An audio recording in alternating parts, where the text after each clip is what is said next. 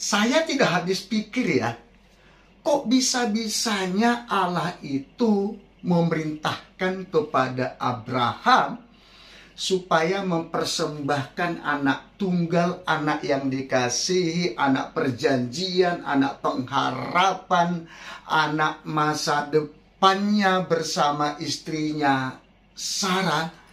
Padahal dalam perjanjian antara Allah dengan Abraham bahwa anak itu tidak dikorbankan. Tapi kenapa ketika perjanjian itu sudah digenapi, Ishak lahir, dan betapa bahagianya hati Abraham dan Sarah lagi happy-happynya ini bersama anak yang dikasihinya itu, yaitu Ishak. Tapi kenapa harus dikorbankan? Saya juga tidak habis pikir dengan Abraham. Abraham itu jagonya debat, jagonya argumentasi, jagonya meyakinkan Allah.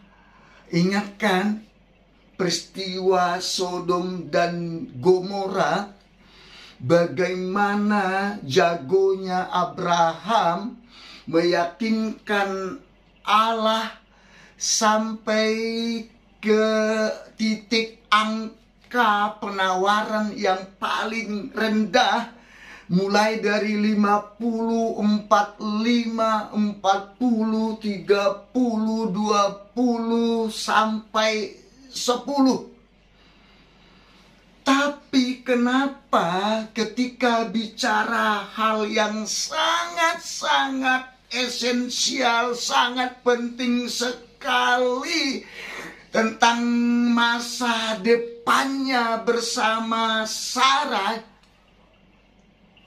kenapa Abraham tidak kembali mengeluarkan jurus jago debat, jago argumentasi, jago dialog, jago nawarnya itu? Saya renung-renungkan,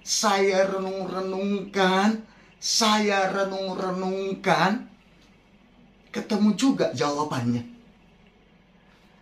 Ternyata karena Abraham memiliki IPK yang sangat tinggi.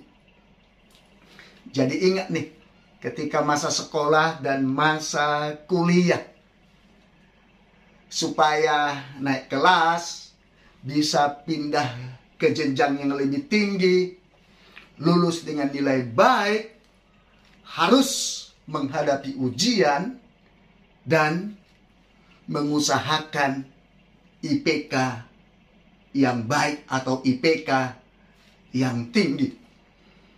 Abraham lulus dengan nilai baik, dengan IPK yang sangat tinggi. Bahkan sepanjang sejarah tidak ada yang bisa melampaui IPK-nya Abraham.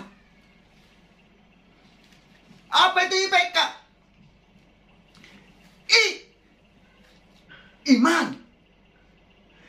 Ketika Tuhan memerintahkan kepada Abraham untuk mempersembahkan Ishak, Abraham hanya mendengar perintah Tuhan dan merespon dengan baik dan taat sepenuhnya.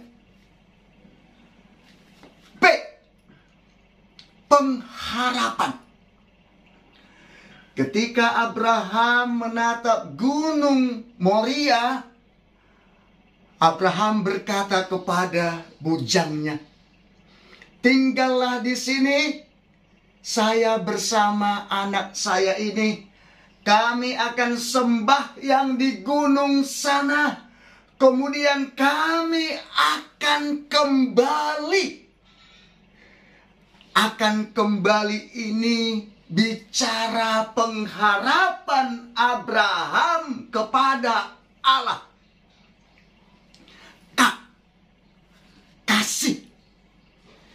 Ketika Abraham hendak menyembelih anaknya Ishak, tiba-tiba Allah berfirman, Abraham, Abraham, Abraham, jangan bunuh anak itu. Aku sudah tahu isi hatimu. Tiba-tiba ada suara anak domba. Rupanya Allah menyediakan korban pengganti bagi Abraham untuk dipersembahkan kepada Allah, yaitu anak domba. Karena begitu besar kasih Allah akan dunia ini, maka Allah memberikan anaknya yang tunggal, supaya kita tidak binasa, melainkan beroleh kehidupan yang kekal. Abraham lulus dalam sekolah kehidupan ini dengan nilai IPK yang sangat tinggi sepanjang sejarah. Demikian juga kita.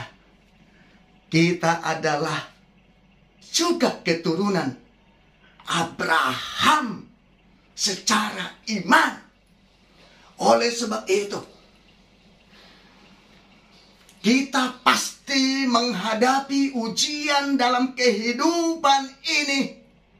Menghadapi berbagai permasalahan, menghadapi berbagai persoalan, menghadapi berbagai pergumulan. Ayo, kita harus lulus dengan nilai IPK yang sangat tinggi seperti Abraham. Kita miliki iman, kita miliki pengharapan, kita miliki kasih. Kita harus siap berkorban dan dikorbankan. Percayalah, Tuhan sudah menyediakan korban pengganti, yaitu anak domba Allah, Yesus Kristus. Selamat berkorban dan dikorbankan. Yesus ada di sana.